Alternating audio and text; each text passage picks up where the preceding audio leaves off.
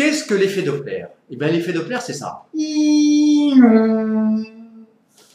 Lorsqu'une onde, par exemple une onde sonore dans notre cas, s'approche de nous, on entend un son qui est plus aigu. Donc la fréquence est plus élevée. Lorsque l'onde ou l'émetteur qui produit l'onde s'éloigne de vous, on entend un son plus grave. Donc la fréquence est plus basse. On va voir maintenant cet effet Doppler en détail. Cliquez sur l'animation effet Doppler fournie par l'Université du Mans.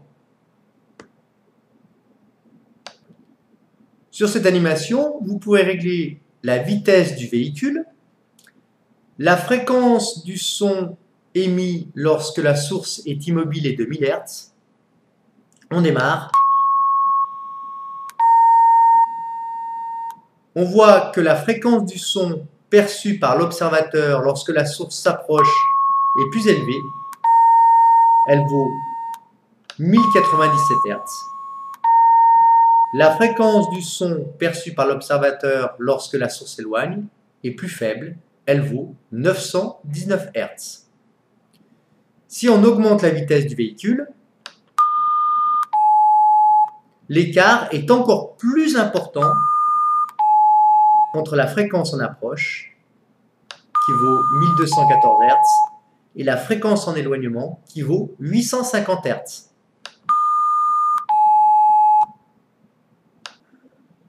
À noter que la fréquence en approche étant plus élevée, la longueur d'onde en approche est plus faible, comme nous le voyons ici, puisque le produit est égal à la célérité des ondes, qui elle est constante au cours du déplacement du véhicule. De la même manière, la longueur d'onde en éloignement est plus importante du fait que la fréquence en éloignement est plus faible.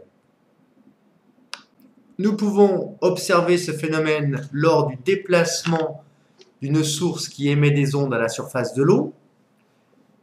Initialement, nous pouvons observer la longueur d'onde qui serait l'écart entre deux cercles concentriques.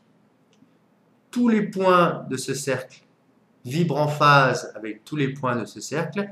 Donc la distance qui sépare le milieu de la frange sombre et le milieu de cette frange sombre est égale à une longueur d'onde. Nous démarrons le déplacement. Nous voyons qu'en approche, les longueurs d'onde sont plus petites qu'en éloignement. Longueur d'onde plus petite que, évidemment, la source lorsqu'elle est, ici, immobile. Conclusion, une onde mécanique ou électromagnétique, comme la lumière par exemple, de fréquence au repos FE est perçue avec une fréquence F approche plus élevée lorsqu'elle s'approche du lieu de réception et une fréquence F éloigne plus faible lorsqu'elle s'éloigne du lieu de réception. Cet effet est appelé l'effet Doppler. L'effet Doppler est utilisé entre autres dans les radars automatiques pour déterminer les vitesses des véhicules.